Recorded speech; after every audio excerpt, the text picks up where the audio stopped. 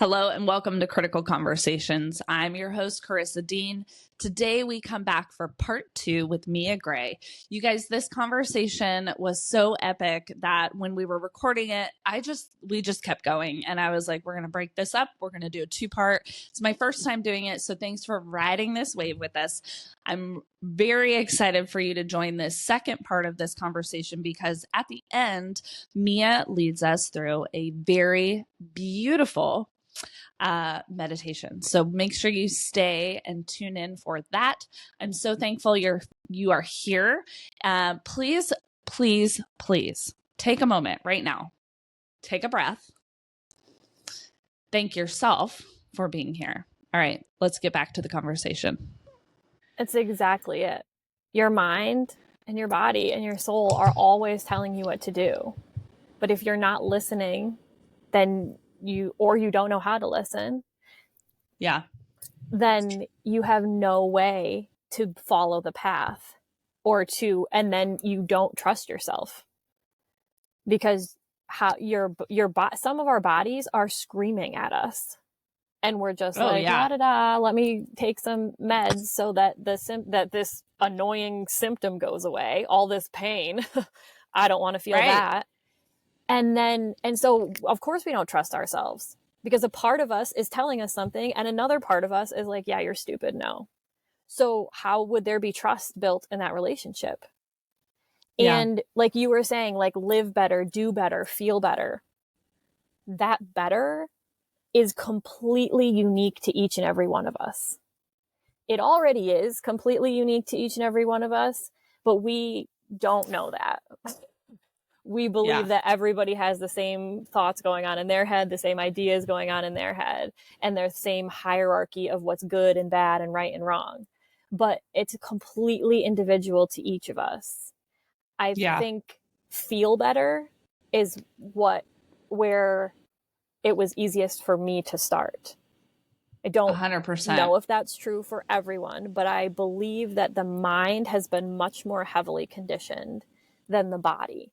We don't really listen to the body, but we basically just have decapitated ourselves, or the programming has decapitated us. So this whole mechanism down here is working, but there's just no communication going from the body to the mind. And so they're just completely disconnected. And so we're just all up here, stuck up here, stuck up here. But it's all, what is in here is very, very convoluted because you've learned things from every environment, every interaction, stuff you don't even remember. Something happened to you when you were 3 and you just made some rule about it in your head. And now you live your entire life by that rule, which nobody else even knows about. This is why it's so specific and individual to us. And so you really have to get curious about yourself. And I think that feeling is a good way to get you there, because if you can learn how to tap into the body, then there is some kind of guidance saying, this is good, this is not good. Again, human design can give you a lot of information as to what the signs are for you. Some of us, for me, it's talking. I have to speak out loud. And when I hear myself, I know which part is the truth for me and which part is not the truth for me. Some people, you know what I mean? It's like a gut sensation. There's all different ways that your body can signal to you, again, which is why you need to experiment and play around with it. Yeah. And so you can get to, and then once you start to have some of this communication, you can be like, oh, what is better for me? How do I want my life to feel? That is the question that I always start with, so we're going through this transition. How do you want it to feel? Like when you are dying, how do you want it to feel? Do you want it to be super peaceful and sedate? Do we having a party in here? Do you want all of the medication possible so that you don't feel anything? Do you want to feel as much as possible? How do you want to feel in the new job that you're taking? And that's where we start from. Yeah. Because the body has some semblance of truth left in it still. And the body, and again, that's where all of these things are. That was the other piece. You were talking about like feeling embarrassed. Yeah. And then also like the anger piece of like realization. Yep. And I think I just want to stress like how important all of those emotions are, even though we've been taught that some of them are, that they're not good. It's anger and shame are definitely ones that we are like hate. Right. But if you don't, again, all of this knowledge is programmed into you. So if you didn't feel that anger, that wouldn't have brought forth this like wild ass transformation that you've been through since the dissolution of that group. Yeah. And because what that brought up for you was the same feeling that you had felt at another relationship ending, and you had felt when you were a teenager, and you had felt when you were a tiny little kid. And so it's like, oh, my body is bringing me back here so that I can understand it now, because I've learned enough, I've seen enough, I've had all these experiences, and now I understand. Yeah. So that feeling, like you had to feel angry and ashamed at each of those points for that memory to be encoded, to be brought back out to you again, so that this time it would mean something different to you. Yeah, so I would do something about it, right? And be like, I got to get off this fucking hamster wheel. This is the wrong place for me. Like, yeah. Right. And I think, that's why I love, reflection, because in the hindsight, we do know better and we can do better. Mm-hmm. And, again, like I'm using these words loosely, the good, the bad, the better. Like, it's really about how do you want to feel? How do you want to live? What does that look like for you? And it gets to be super unique. And we simply don't give ourselves permission for that. And so, when I hear the word manifest, or I see all these like podcasts about how to manifest, or like these meditations on YouTube about manifest your dream life, it's like, actually, bro, the quickest and best way to manifest is to fucking get to know yourself. Like, don't do that meditation. Don't do it. Don't buy that book. Don't fucking hire that coach that's the quick fix. I will help you make $10,000 in the next month. Like, don't do any of that. Like, just stop all the chaos that's outside of you and get to know yourself. Mm-hmm. Like, that's the coach you want to hire. The person who's going to be like, hey. Mm-hmm. Or at the very least, it's where you need to start. Maybe it turns out you are a 10K every 15 minutes kind of bitch. Woohoo! Applause. Let's go. I'm here for it. I'm here for that. 100%. I'm not even like, it has nothing to do with the amount of money or anything like that. It's just like, you might be any of those people, but you don't know. And exactly. If you don't know how your energy interacts with other people, you might be like me, sucking in everyone's energy and regurgitating stuff that you don't even agree with, but you can't see it because until recently you didn't know that that's how your energy was interacting with all the energy around you, or you don't know what your dream is. You're just taking somebody else's dream because it looks nice, and you've seen a lot of TV shows that tell you that that is the way to go. I mean, and there's all kinds of it. Like, it's not just the rich yacht. There's all this like traditional homesteading. Let's go off grid and just leave the world behind. Again, awesome for some people. Yeah. I live literally in a tiny house in the middle of the woods because I need a space that is away from everyone. And also, I love humans and I'm wildly passionate about them. My child goes to public school sometimes when he decides that's what he wants, because my parenting style is he knows what is best for him, not me. So my job is just to deep breathe and regulate myself through all of it. So like, there's no like one right way, There are a billion different ways, but you don't honestly know unless you've really spent some time and started with the getting to know yourself piece. Someone who is going to like hold you through that, like unraveling and figuring out who you actually came here when you first started. Yeah. Well, and I think, like I remember the first coach I hired and worked with, and, a couple after that, I would tell them about my relationship with Nigel. And they would just be like, well, he can't do that. Like, that's not okay. And I'm just kind of like, but I live this really unique, like I keep saying to people all the time, because this summer I think has been one of the most fun summers I've had in a long time. And I keep saying to people, I live a very extraordinary life. And these are the exchanges I agree with because I want to live this wildly extraordinary life. And it doesn't have to make sense to you. And I think that that's where we also get tripped up in manifestation, is we don't give ourselves like there's so much judgment around it, around, oh, well, like, he shouldn't like be on his phone when you guys are at dinner or like whatever. And I'm like, yeah, but that phone call, that's $50,000. And like, that's going to give us the luxury of going to Nicaragua for 4 months. So like, I'm cool with it. Cause when we're in Nicaragua for 4 months, I get all of his time, all of his energy, all of his attention. Right. That's a cool exchange for me. Doesn't need to make sense to you. Right. That's cool. Right. And so I think we don't often give ourselves that validation of like, it doesn't have to look the same, and we need to stop judging each other for it, right? So it's like a big piece of manifesting, a big piece of living our genius and being our aligned self is releasing judgment. And like, how do we get there?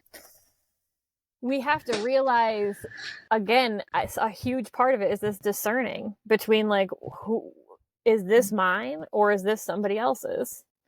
And so it's a constant practice. I very, very recently, like the past month and a half, have gotten to this space where I hear the voice of the person who said it to me the first time in my head when I am talking shit to myself. And I'm like, what? That was, first of all, that was you. And second of all, okay, I'm done with that judgment. But we are the ones who are imposing it. You know what I mean? Like somebody else might have said that to me, but all the rest of this time, I've been saying it to myself. The most profound place that this is for me is with parenting. Because I raise Ronan exactly how I want to raise Ronan, and I judge myself for how I raise Ronan all of the time. Like, all of the time. Like, when he just came up here and was like, you can just do whatever the fuck you want. That's what everybody should do. He's like, sorry, I just really wanted to say that when I heard you guys talking. Like, that is the baby I want to have. You know what I mean? Hell like, yeah. Yes. Fuck yeah. Yeah. But then I'm like, his teacher is literally going to have a stroke within an hour of him being in that room. And then I'm like, and am I setting him up? Like, now, like, what's going to happen when he says that in the classroom and nobody celebrates him, and I have to go in and tell people I don't care. But also, like, that's all part of it. Like, to be free in this world, you're going to have a whole bunch of people tell you no, no, no. Yeah. So, so it's like all this part of it. But I think the main thing is that judgment is coming from you. Yeah. Like, you can blame it on everybody else all you want, but they are not talking to you inside of your head. If you're saying, oh, I shouldn't do this because XYZ, you're the one who's saying that. It's your mind. Your mind was trained to take in every experience that was harmful or scary or bad and catalog it so that it can try to get you to not do those things again because it doesn't want you to do what's wrong or scary or bad. Also, your mind is like a computer. It's not attached to the actual feeling. There's the whole memory is not stored up there. So your mind is like, it's like AI, or like a very basic AI, like the first AI that we could converse with versus full-fledged chat GPT now.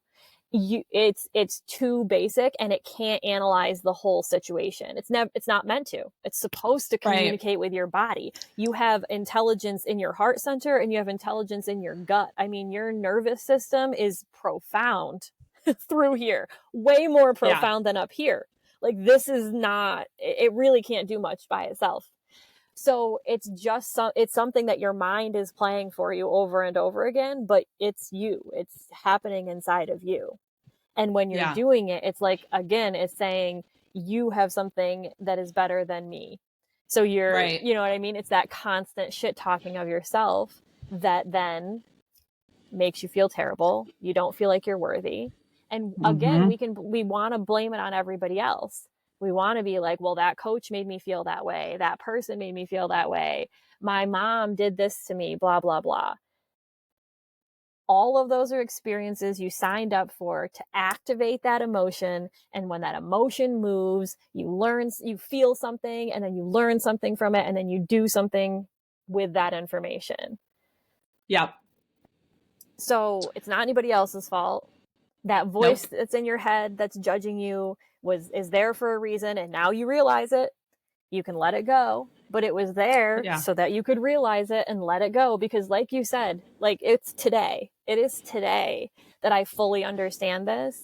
And I am so glad that I understand it. And I would not have been able to if I didn't do all of this. I mean, fuck, what we're talking about today, Karissa, like this philosophy that we're talking about, I could not have developed if we did not do last year. Like, I am so grateful for that experience. So fucking grateful. Yes. Because this is what I meant to bring into the world. You know what I mean? Like, I know what the fuck I'm talking about now. And I know for 100% certain because my whole body and my mind and my soul went through it together. We're all on the same page now. And I couldn't have understood how detrimental that form of education was if I didn't relive it again as an adult. And then remember what it was like when I was in school and that happened to me. Because I was homeschooled until 3rd grade, and I went to public school in 3rd grade. And I now understand, after reliving it through the trauma I experienced last year and watching Ronan go to school, all the time I'm like, oh my gosh, I was this whole being. And then because of who I am, I felt like public school was just like judgment. It was just like everything about me was wrong. And you know what? No one was saying that. Nobody felt that. Because I didn't know who I was as an energy being, was feeling everybody else be exactly who they should be, and then was feeling bad because that's not me. And that's exactly what's right. That's exactly what I should have felt. Is you over there are you, and I over here am me, and we are different. But I had no conceptual framework for that. So instead, I thought, oh my God, you're that, and I'm not that. Let me try to make myself into you. And then I would turn around over here and shit, they're different too. How do I try to squeeze myself into that box? And then developed all this anxiety and stress and these stories that people don't like me and I'm not valuable and I'm weird. I'm alone. Nobody wants to be my friend. Like, I'm not worthy of being someone's friend. I believed these things to be 100% true about myself. Yeah. And all it was my gifts. That's how my gifts work. I can feel you and I can feel that it's not me. And that's like everything I'm here to be, and this beautiful, miraculous way that I get to help people in a way that no one else can. It's really unique. I mean, I've experienced, I've experienced it. I had to, it's amazing. All of those things had to happen. I mean, hell, I haven't even condensed it all into that understanding until it just came out of my mouth now to you. Yeah. So now this podcast gets to be a part of it. Yeah. Well, and I think that's the beauty of it. And when we are just living, I mean, I talk about this a lot too with clients, is when we're just living unconsciously and we're on that hamster wheel and we're just doing all these things because somebody told us that that's how it's supposed to be. Like, that's what really trips us up. And so, like, you can't get the life that you want unless you slow down enough to get to know yourself, to take care of your physical, mental, and emotional well-being, understand who you are, understand how different like, part of, I think, your magic is you now understand different situations and you know how to protect your energy in those spaces. It's like, nothing about my mom changed in the last year. Not one fucking thing. What changed is my ability to perceive her differently and to understand how I need to protect myself. Period. Yep. Mm-hmm. Like, and it's like, so that relationship I wanted to manifest, that better relationship, was actually just me knowing myself enough to know that, like, that shit ain't real for me. Mm-hmm. Not happening. Let it go. Right. I can't get there. Like, it gets to look different for me. So I think when we're, you know, we're going to cut this and we're going to make it a 2-part podcast because I didn't want to cut us off. It's too juicy. It's too good. I had this thought though, Mia, Mm-hmm. if you are willing, would you be willing to do a short little, like, guided meditation with the podcast right now? Just like 5-10 minutes, Mm-hmm. where we just do like a body scan. Like, I've done this before with my clients, but you are a magician. And so I think a really fun way for us to close this out is to give people a tool. Like, if you want to manifest, if you want to, you know, live better, feel better, all these things that we're talking about, I think it starts really simply. Mm-hmm. And I feel like the ethers are like, Karissa, prompt her so that she can do this. So would you be willing to do that for us? Of course. It's like one of my favorite things to do. I know. Now that I trust myself, I love to do it. I know. Okay, so for those of you who are listening, we're going to do a meditation. Please don't be driving while you do this. Yeah, definitely don't be driving. Yeah. Please don't close your eyes if you are operating heavy machinery. If you need to pause and come back to this, definitely do. Mm-hmm. If you want to just listen and keep your eyes open, that's great as well. But please be safe, whatever you're up to. And Mia, I'm going to pass it over to you. Okay. Before I start, because I don't want to talk too much afterwards, because I like people to just be able to leave and go write things down usually. I just want to, like, really emphasize what you said, Karissa, about something being small, like starting small, because if you think about building a relationship with anyone else in the world, it's like, how do I then implement that with myself now? Because you're building a relationship with yourself. So in order to trust someone, for me, for a lot of us, I think, we need to trust, be able to trust that person will consistently be there. And it doesn't have to be like the most grand gesture. What I suggest is like 10 minutes every day. Like, where can you dedicate 10 minutes a day to yourself? And you commit to that practice. And then every single day, as you show up for that 10 minutes, you are building trust with yourself. Because you said, self, I want to get to know you. Self, I'm going to give you 10 minutes every day. If you're anything like me, it will then turn into 8 hours. I like myself so much, I don't really care about seeing anybody else anymore. Everybody else gets 10 minutes a day. Dude, I love that. It's so funny. So Nigel and I got into, I just have to share this. Mm-hmm. Nigel and I got into a huge argument the other day. And he was like, you just love yourself so much right now. And I was like, I sure do. I sure do. Yes, I do. I'm going to let you, I just wanted to tell you, I'm going to put myself on mute. When you're done, mm-hmm. just like give me the nod and I'm just going to close the podcast. So thank you to the listeners. Yes. Love you guys. Keep tuning in. Mia's going to take us to a magical euphoria. Here we go. All right. So, first of all, make yourself comfortable. I'm going to take a small drink. So, and I mean really comfortable, preferably where you won't get interrupted if that's a reality in your life, and where you can actually relax, where you feel safe. Safety is the most important thing, whatever that looks like for you. I don't know.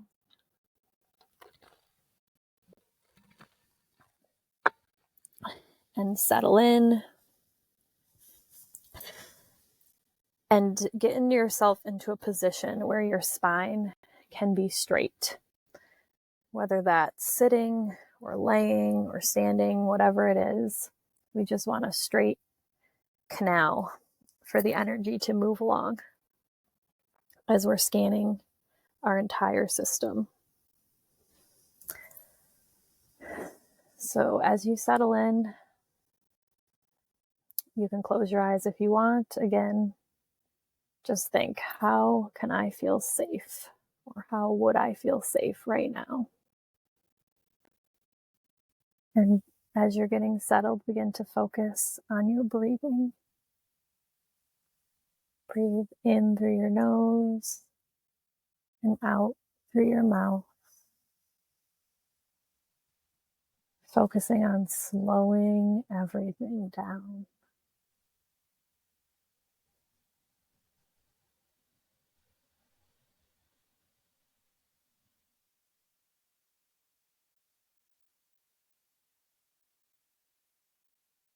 To sync your energy with ours, we'll do 3 deep breaths together. I'll kind of count them out for you. The main points are to breathe in through your nose and out through your mouth as deeply as you can each time. Let's begin. Inhale.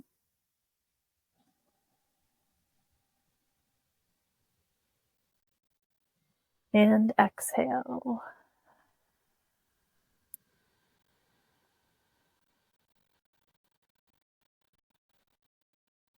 In through the nose.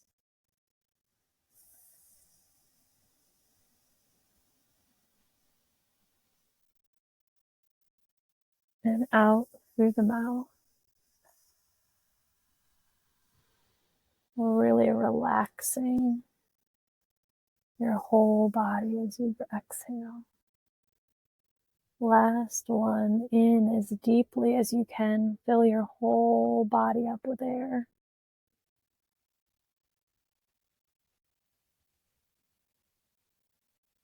And exhale, sigh, let it all out your mouth.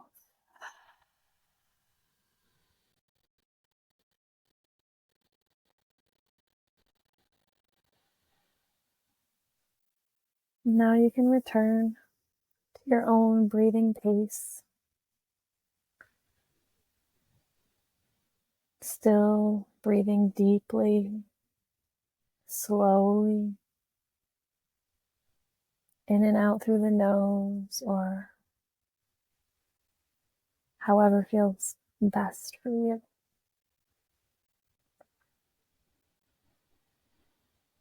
And as you continue breathing, you can continue to relax each time you exhale.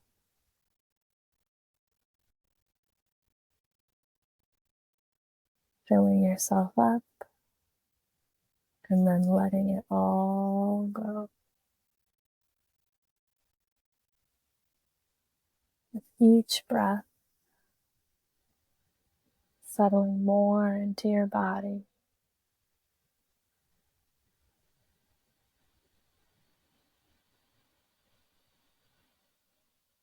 So much so that the edges of your existence start to blur.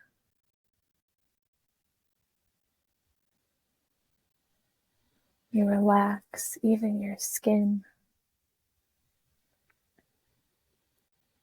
Feels like the cells are floating apart from each other.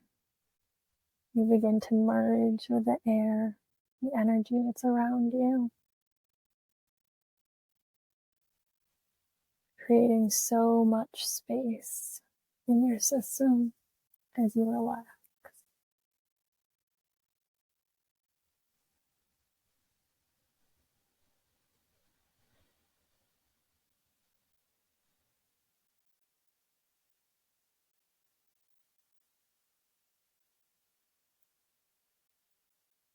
Now that you're in this most still space,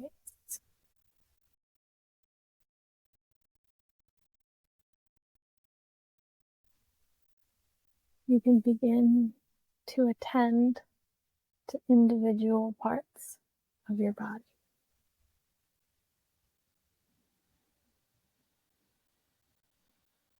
Is there anywhere in your whole system where you can still feel tension? Tension could feel like pain, could feel like pinching, like something is stuck. Or maybe that you need to stretch it. And as you find that space, or maybe there's multiple, just pick one. No need to change the world. And begin focusing your breath into that space. As you breathe in, filling it with that breath. And as you breathe out, allowing it to expand, to relax, to soften.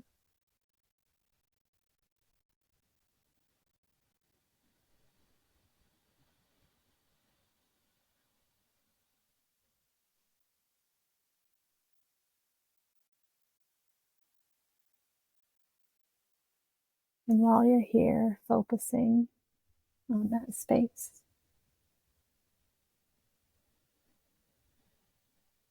you can get curious if you would like. You can ask, what is this tension? Why is this tension here? Or maybe you don't care why, or don't care what. Maybe a more appropriate question is, can I let this go now?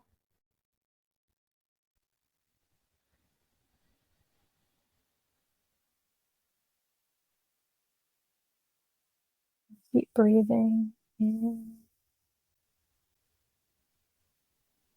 and out.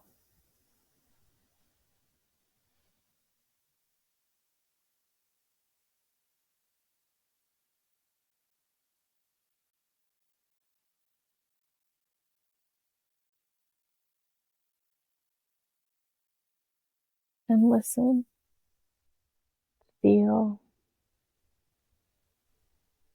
see, smell. Allow whatever answer to your question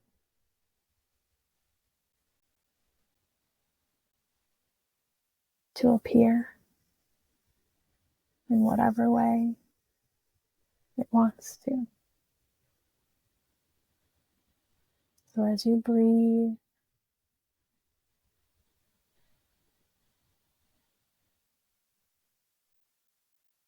tune into your whole system. Paying attention to anything that changes. I'll leave you with yourself for a couple minutes without interruption. I'll be back.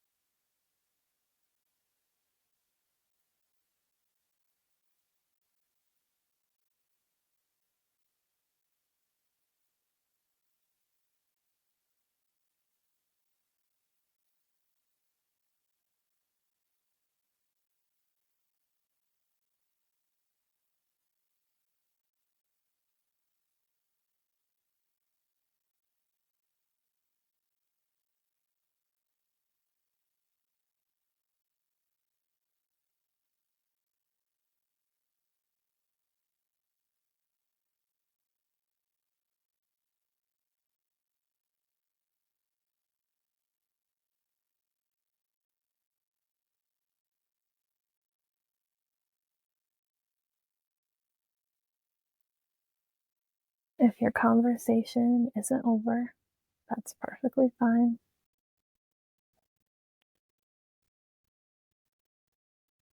If you are done, or when you are done, remember to say goodbye to yourself as you would an old friend.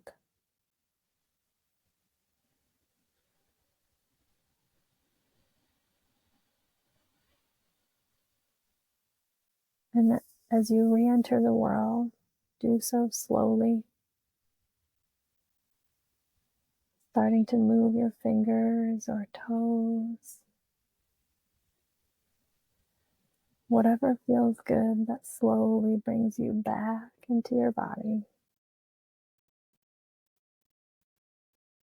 back into the space where you began.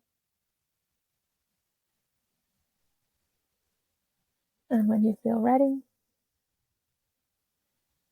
you can slowly open your eyes and write down everything you can remember about your experience. It will be very helpful for that reflection piece we talked about earlier.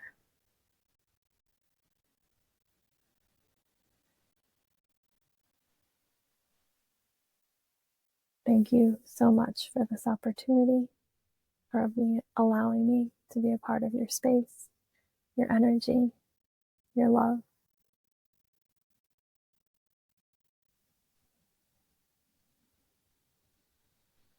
And so it is.